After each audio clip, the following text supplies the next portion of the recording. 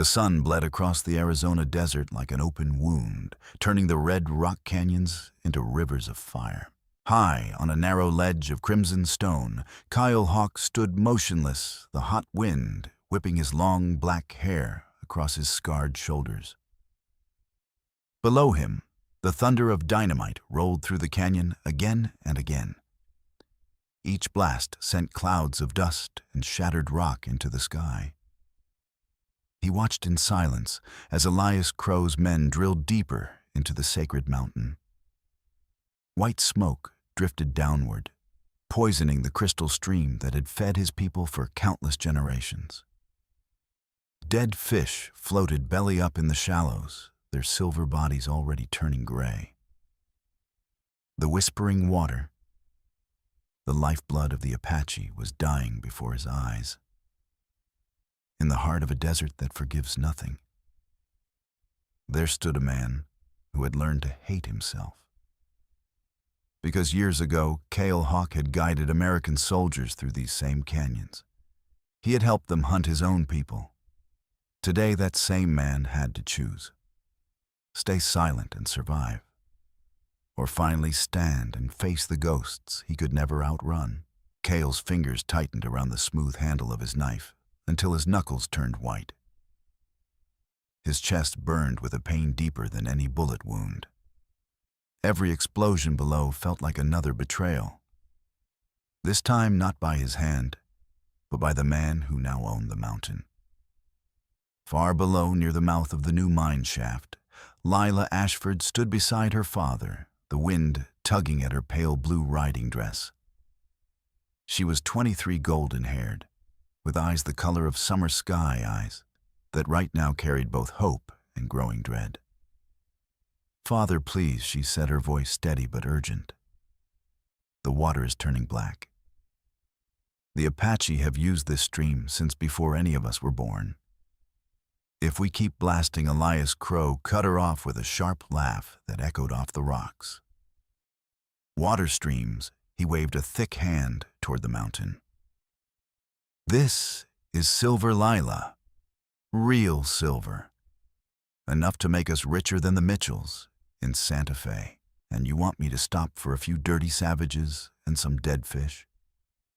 Lila's hands clenched at her sides. She had come all this way, hoping to reason with him, hoping the man who had raised her still had a heart somewhere beneath the greed. But the coldness in his eyes told her the truth she had been avoiding for years. Before she could answer, another blast tore through the canyon, louder, closer than the others. The ground trembled violently. A section of the mine entrance collapsed with a deafening roar. Men shouted in panic. Dust billowed out like a living thing.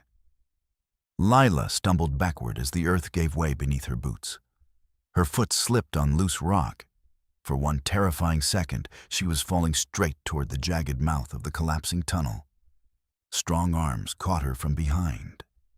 Kael Hawk moved like lightning, pulling her away from the edge and shielding her body with his own as rocks rained down around them. Pain exploded in his left side, where a sharp stone sliced deep into his ribs. Warm blood soaked through his buckskin shirt, but he didn't let go.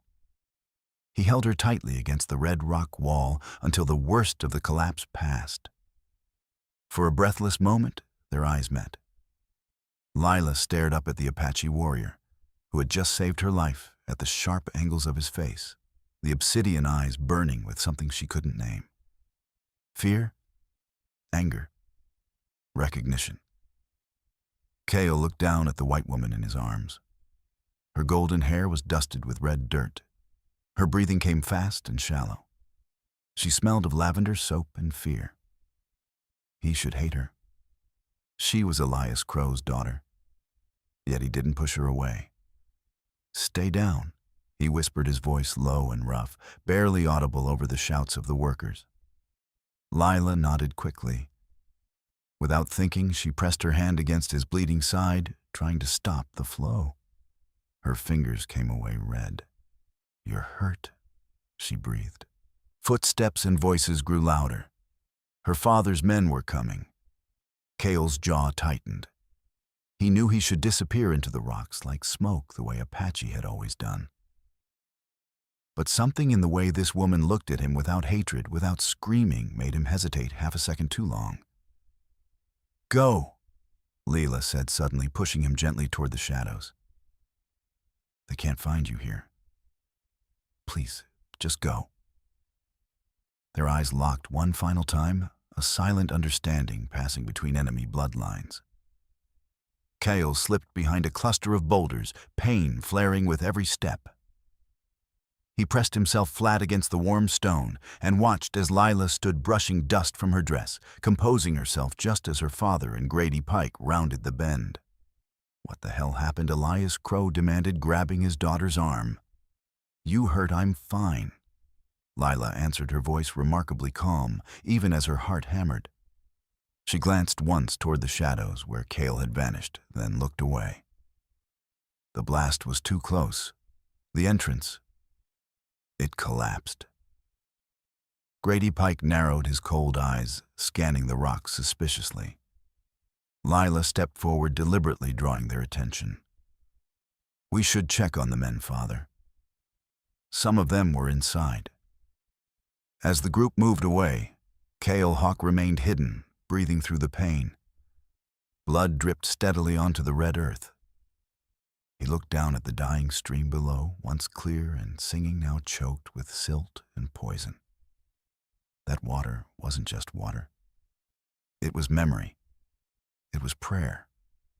It was the soul of his people slowly bleeding out. And the man responsible stood less than 50 yards away, shouting orders like a king. Kael closed his eyes, the old shame and new rage twisting together in his chest like barbed wire. Behind him, hidden from view, Lila Ashford stole one last glance toward the boulders. Her hand still carried the warm blood of the man who had risked everything to save her. For the first time in her life, she saw her father clearly not as the powerful man who built an empire, but as the one destroying everything in its path. And in that moment, something deep inside her began to crack. The desert wind whispered through the canyon, carrying a question neither of them could yet answer. Could two people born on opposite sides of blood and hatred truly change each other's fate? The moon rose silver and cold over the red rock canyons, casting long shadows that seemed to breathe. Kael Hawk moved slowly through the narrow passages of the hidden village, one hand pressed against the deep cut in his side. Each step sent fresh pain blooming across his ribs, but he kept his face still. He had learned long ago how to carry wounds in silence. Mira's shadow was waiting for him beside the small fire outside her dwelling. The fierce Apache warrior woman stood tall, her dark hair braided with red beads, her eyes sharp as obsidian blades. She had been like a sister to him since they were children, the one who never let him hide from hard truths. "You're bleeding again?" she said quietly, not bothering with greetings. She helped him sit her strong hands, gentle as she examined the wound. "That white woman? She saw your face. If she speaks, the soldiers will come." Kael stared into the fire, the flames dancing like memories he wished he could burn away. "She didn't speak," he answered, voice low. "She hid me." Mira's hands paused. She studied him for a long moment, the way only someone who knew his every scar could. "Then she is more dangerous than you think," Mira whispered. "Kindness from the enemy is the sharpest knife. It cuts deepest because we want to believe it." She leaned closer, her voice dropping even lower. "If Crow keeps blasting that mountain, our stream will die completely. The people will have to leave this canyon, our home, or watch our children grow weak and sick. You know this, brother. You cannot afford soft feelings now." Kael closed his eyes. The weight of her words pressed down on him, heavier than the pain in his side. He had already betrayed his people once. He could not afford to do it again. Miles away in the grand wooden house built beside the mine, Lila Ashford lay awake in her bed. The cut on her palm from the falling rocks still stung. She kept seeing the Apache warrior's face, the quiet strength in his eyes, when he pulled her from danger, the way he had looked at her, as if she were something unexpected. Her father had not left her side since the accident. Guards watched the house now. "For your safety," he had said with a cold smile. But Lila knew the truth. She was being watched because she had dared to question him. On the third night, when the house finally grew quiet, Lila slipped out through the back window. Her heart pounded so hard she could feel it in her throat. In a small cloth bundle, she carried clean bandages, ointment, and a little food, bread, dried meat, and a small jar of honey. She moved through the darkness like a shadow herself, following the faint trail she had memorized from the mine. The desert night was alive with sounds, the distant howl of coyotes, the whisper of wind through dry brush. She found him near the base of a towering red cliff, sitting alone under the vast, star-filled sky. Kael Hawk looked up sharply when he heard her footsteps. His hand moved instinctively toward his knife before he recognized her.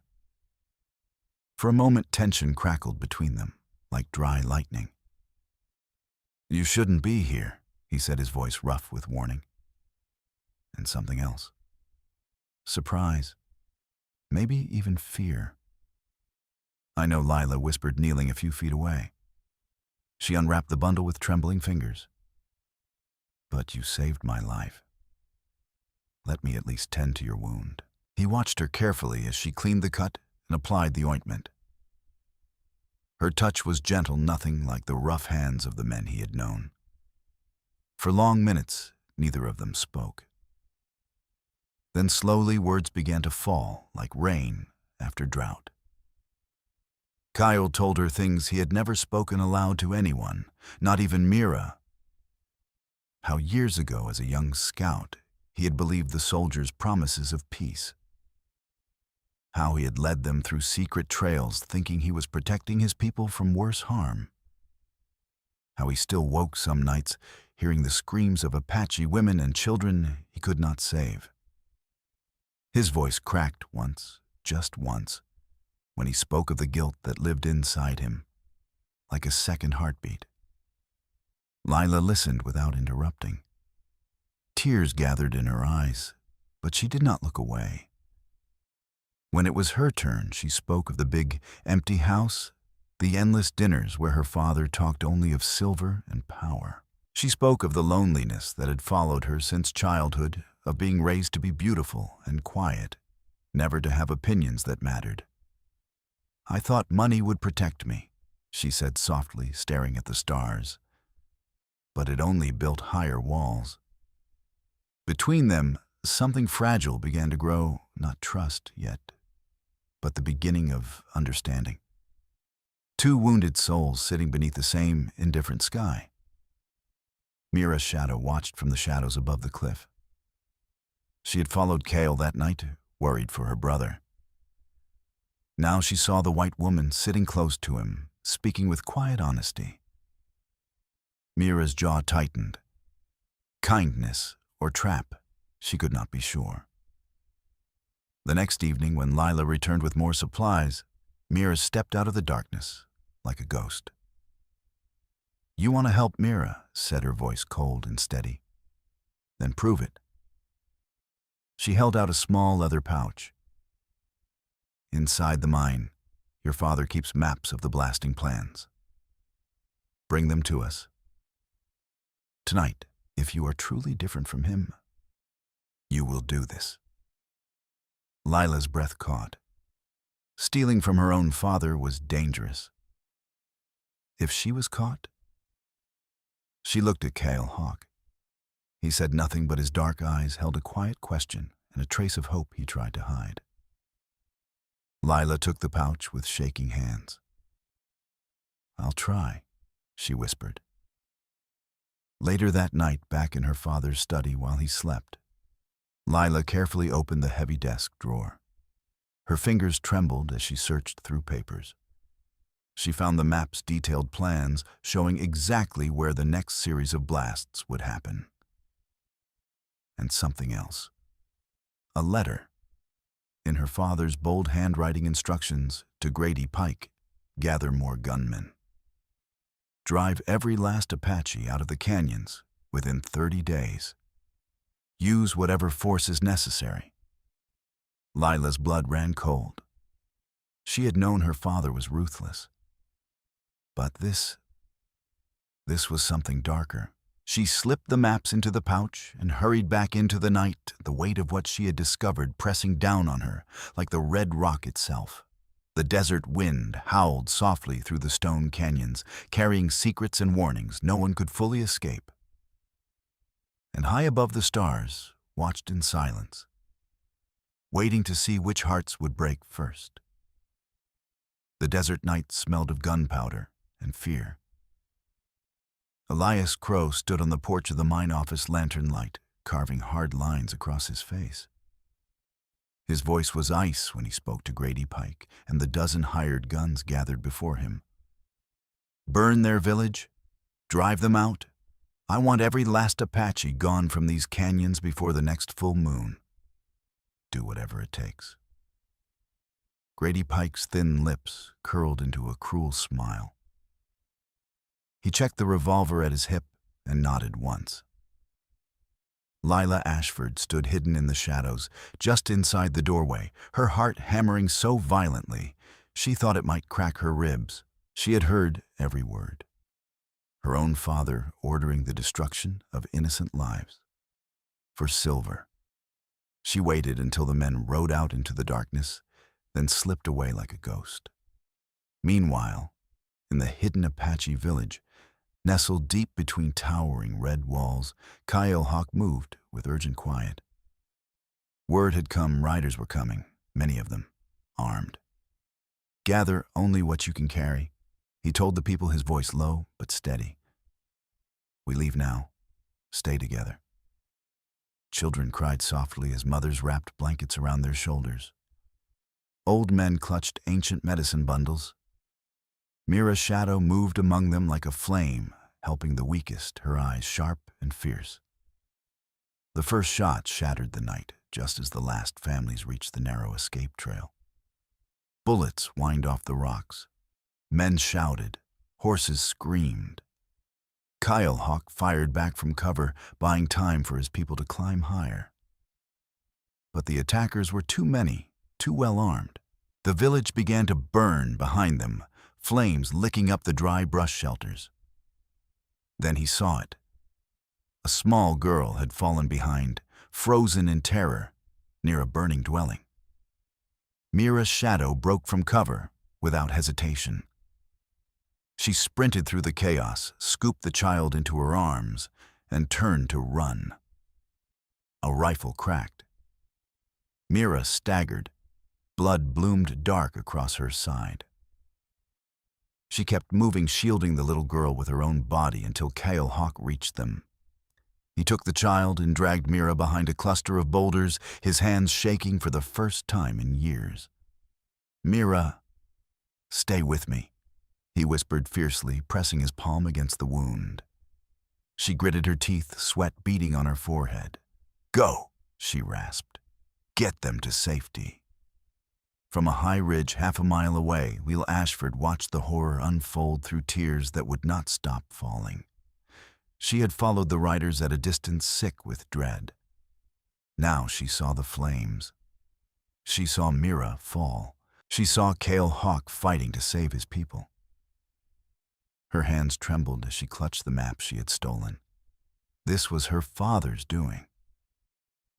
For the first time in her life, Lila made a choice that would burn every bridge behind her. She rode hard through the darkness, circling around to the narrow pass where Kael Hawk had planned to lead his people. When she finally found him bloodied, exhausted, carrying Mira, she stepped out of the shadows with her hands raised.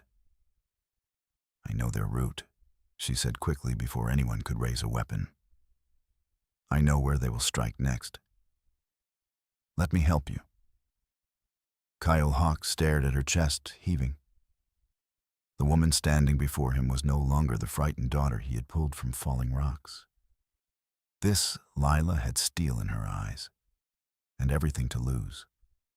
She spread the maps on a flat stone under moonlight. Here she pointed, voice urgent. They plan to block this pass at dawn. But if you move the people through the old goat trail to the east and set a small diversion here, you can slip away without more bloodshed. Mira's shadow, leaning heavily against a rock, watched Lila with narrowed eyes. Pain made her breathing shallow, but suspicion burned hotter. "Why should we trust you?" she whispered. "Because I'm losing everything too," Lila answered, her voice breaking.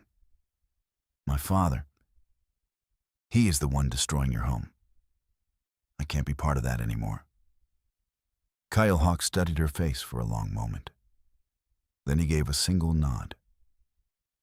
They moved through the night like shadows. Kael Hawk led his people along the hidden trail, while a small group created the diversion Lila suggested. Gunfire echoed in the distance, but no one followed them into the deeper canyons. As the first pale light touched the eastern sky, they reached safety, a sheltered box canyon with a small spring. The people collapsed in exhaustion.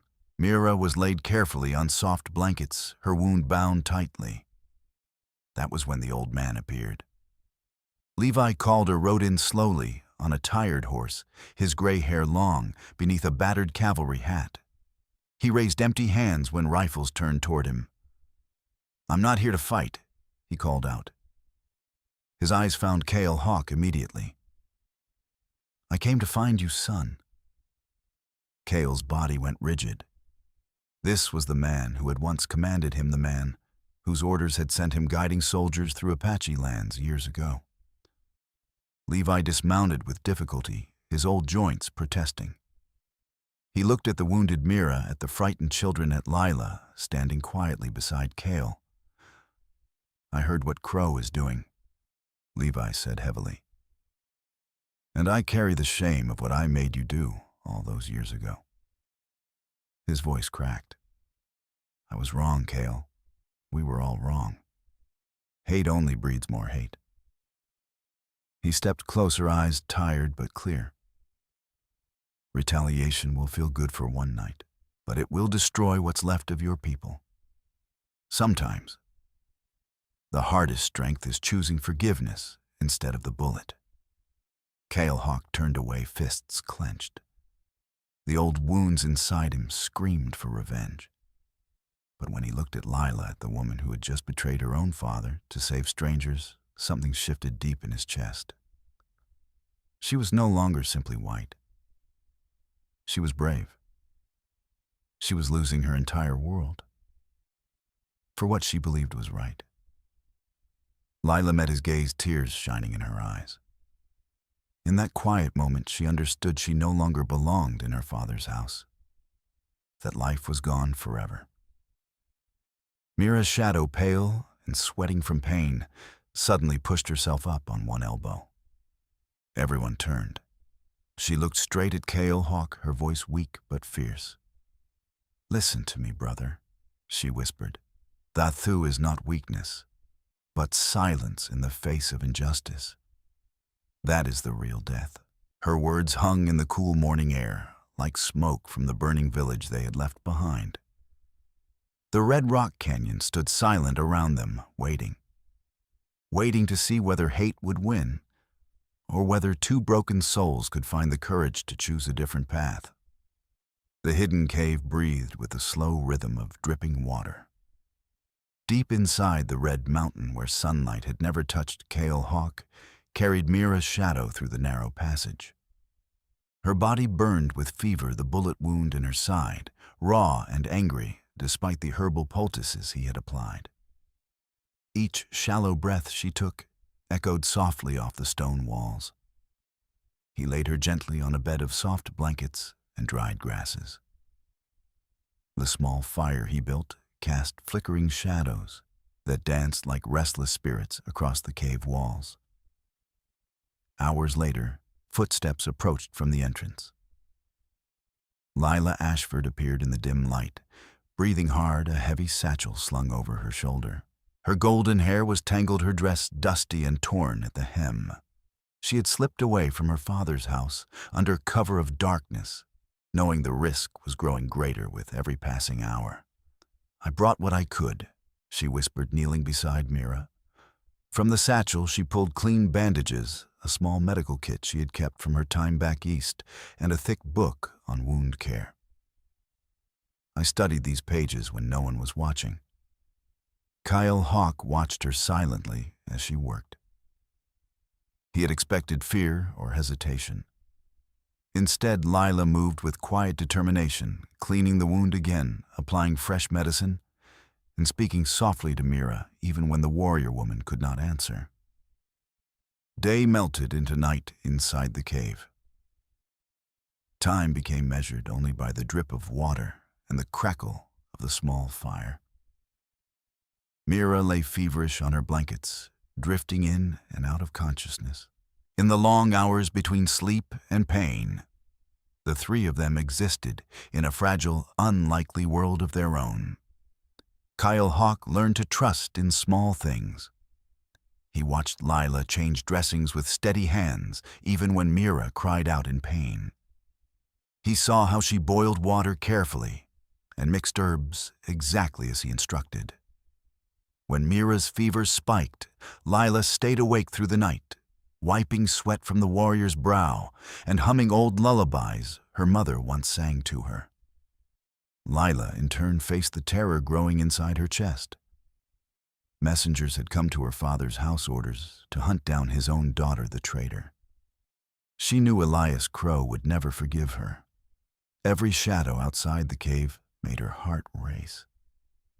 Yet, each time she looked at Mira, struggling to breathe, or at Kael Hawk's quiet exhaustion, the fear felt smaller than the need to stay. Mira's shadow, even in her weakness, gave what strength she still possessed. One quiet afternoon, when the fever had eased a little, she took Lila's hand in her own calloused one. "Close your eyes," Mira whispered. "Listen." Lila obeyed. Outside the cave, the desert wind moaned through the canyons. "Do you hear the land breathing?" Mira asked. "This red rock, it has memory. It remembers every promise broken, every life taken. But it also remembers kindness. Stay long enough, and the land will tell you who you truly are." Lila's eyes filled with tears. For the first time, she understood that the desert was not empty. It was alive with stories, stories her father had tried to silence with dynamite and greed. On the fourth night, Levi Calder found them. The old man entered the cave slowly, leaning on a walking stick, carrying a weathered leather tube. His face looked older than when they had last seen him, carved deeper by regret. "I brought proof," he said quietly. He unrolled an old map across a flat stone. The lines were faded but clear, an ancient treaty signed decades earlier between the United States government and the Apache people. The land containing Elias Crow's silver mine had never belonged to the miners. It had been promised to the Apache forever. Levi's hands trembled slightly as he pointed to the faded signatures. "I gave the orders back," then he confessed, his voice thick. He looked directly at Kael Hawk. "I told you to guide those soldiers. I told you it was for peace. I lied to you, son, and I've carried that sin every day since." Kael Hawk stared at the map for a long time. The cave grew so quiet they could hear each other's breathing. Then the words came slow, painful, torn from the deepest part of him. "I believed you," Kael said, his voice rough. "I led them through our sacred trails. I helped them find villages that had never harmed anyone. Every night I still hear the cries of my own people. And I wonder how much of their blood is on my hands." Tears he had never allowed himself to shed burned in his eyes. Lila reached out without thinking and took his hand. He did not pull away. In that moment, something inside Lila broke open and healed at the same time. I don't want his silver, she said suddenly, her voice clear and steady. I renounce any claim to the mine, to the land, to everything he built on broken promises.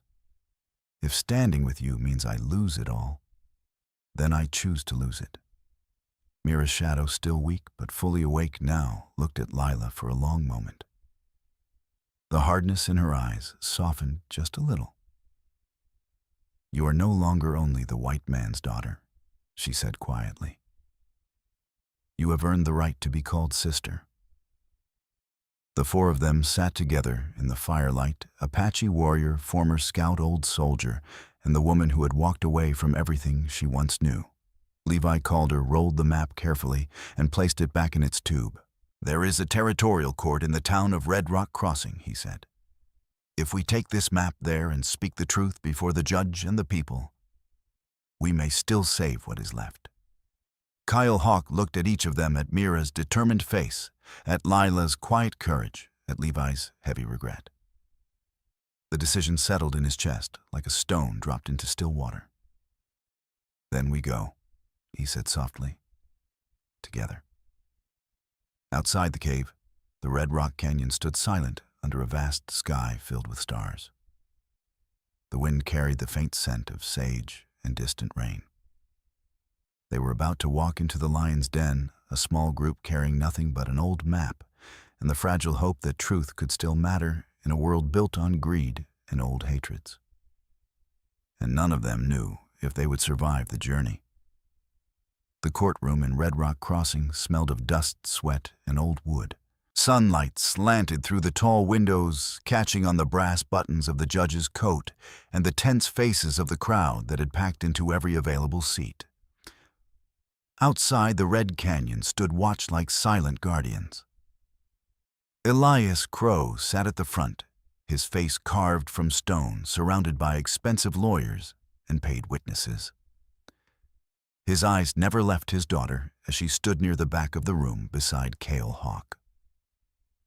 When the judge called for testimony, Crow's men rose one by one. They spoke of Apache raids of terror in the night of Kael Hawk as a dangerous renegade who threatened honest businessmen. Money had changed hands quietly the night before. Lies flowed easily from well-dressed mouths. Grady Pike and his gunmen waited just outside the doors, their presence a dark promise of violence if things did not go Crow's way. The air grew thick with tension. Then Levi Calder stepped forward. The old soldier walked slowly to the witness stand, his shoulders bent but his eyes clear. He removed his hat and placed it gently on the rail. I spent most of my life wearing this uniform. He began, voice rough with years of unspoken regret. I gave orders I can never take back. I told Kael Hawk to guide soldiers through sacred Apache lands. I told him it was for peace. I lied. A murmur rippled through the crowd. Levi looked straight at Elias Crow. And this man, he knew the treaty existed. He knew that mountain and that water never belonged to him. He destroyed the stream anyway. He poisoned the lifeblood of an entire people for silver. Grady Pike burst through the courtroom doors with 4 armed men, hands hovering over their guns. Enough of this, Pike snarled. This court is being tricked by savages and traitors. The room erupted. People shouted. Chairs scraped back. Fear flashed across faces. In that dangerous moment, Lila Ashford stepped forward. She walked past her father without looking at him and stood before the judge, her voice ringing clear and steady, despite the trembling in her hands. "My name is Lila Ashford," she said. "And today I renounce that name. I renounce every dollar, every acre, every claim my father built on stolen land and broken promises." Gasps filled the courtroom. She turned to face the crowd, tears shining in her eyes, but her chin held high. I watched him poison the sacred stream. I watched him order men to burn an innocent village. The Apache did not attack first. My father did. And I will no longer be part of that shame. Her eyes finally met Elias Crow's. For the first time, he looked truly shaken. Then Kael Hawk spoke. He did not raise his voice. He did not reach for a weapon. He simply stood tall in his buckskin shirt, the scars of old battles visible on his arms, and spoke from the quiet center of his pain. "For generations, my people have lived with these canyons," he said slowly. "We buried our dead here. We taught our children beside the whispering water. We kept promises even when they were broken again and again. I once helped your soldiers because I believed it would protect my people. That mistake still burns inside me every night. But hate has taken enough from all of us." His dark eyes swept across the room, not with anger, but with a deep, aching sorrow that touched even the hardest hearts. "I stand here not for revenge, but so that our children, Apache and White, might one day live without carrying the weight of our mistakes." The courtroom fell into a heavy silence. The judge looked from face to face, then down at the ancient treaty map lying open before him. When the gavel finally fell, the sound cracked through the room like thunder. Elias Crow was stripped of all mining rights. He was ordered to pay restitution and leave the territory within 30 days. Grady Pike and his men were disarmed and taken into custody. It was justice, but justice always carries a price. Mira's shadow recovered slowly in the weeks that followed. When she was strong enough, she returned to what remained of the village and took on the role of leader. Her scar would remain, but so would her fierce determination to protect her people and the land. Levi Calder chose to stay.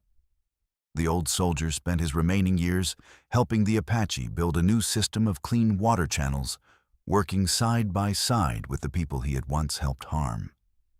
Each stone he placed was an act of quiet redemption. Kael Hawk and Lila Ashford never returned to their old worlds. Instead, they built a small house of stone and adobe beside the stream that had begun to run clear again. The water sang once more through the red rock canyons, softer now, but alive. There in the shadow of the mountains, they taught children together. Apache children learned English letters. White children learned the language of the land and the old stories. They taught them all the same simple truth, that the earth does not belong to any one people. It belongs to those willing to care for it. Years later, on a quiet evening painted gold and crimson by the setting sun, Kael Hawk and Lila stood together on the same high red cliff where their story had begun. His hand held hers gently, fingers intertwined with the easy familiarity that comes only after walking through fire together. Below them, the valley had turned green again. Children's laughter drifted up on the evening breeze, the voices of both Apache and white children playing together beside the healed stream. Kael turned to Lila, his obsidian eyes soft with wonder and peace. "Thathu is not forgetting the past," he said quietly. "It is choosing not to let hate write the future." Lila leaned her head against his shoulder, tears of quiet joy in her eyes. "We didn't change the whole world," she whispered, "but we changed this small corner of it. And maybe that is how every healing begins." The red rock canyon stood timeless around them, bathed in the last warm light of day. Two people, once strangers, once enemies, now stood as one. Their courage had proven that even the deepest wounds could heal when hearts chose understanding over vengeance and love, over fear. And in the whispering wind that moved gently through the canyons, it seemed the land itself was finally breathing easy once more. Finally, let me send my deep thanks to you. Thank you for listening. If this story has touched your heart, I invite you to stay with us to discover more true tales of the Wild West. Stories that honor resilience, tenderness, and the spirit that God placed in those who blaze the trail. Subscribe, share, Leave your thoughts in the comments and join us once again to journey across this untamed land. Thank you. Aviso legal/disclaimer. These stories are crafted purely for entertainment and may contain imaginative additions or dramatic interpretations inspired by old frontier eras. We use AI-based resources, voice imagery, and drafting as part of our creative process. But every final detail is carefully reviewed and shaped by human effort to preserve emotional depth and authenticity. We strictly follow YouTube's rules regarding AI-generated content and refrain from deepfakes, altered identities, or misleading representations. All images, sounds, and related materials are lawfully obtained. Please do not reuse, modify, or distribute any portion of this content without written permission. Thank you for valuing creativity, respect, and original work.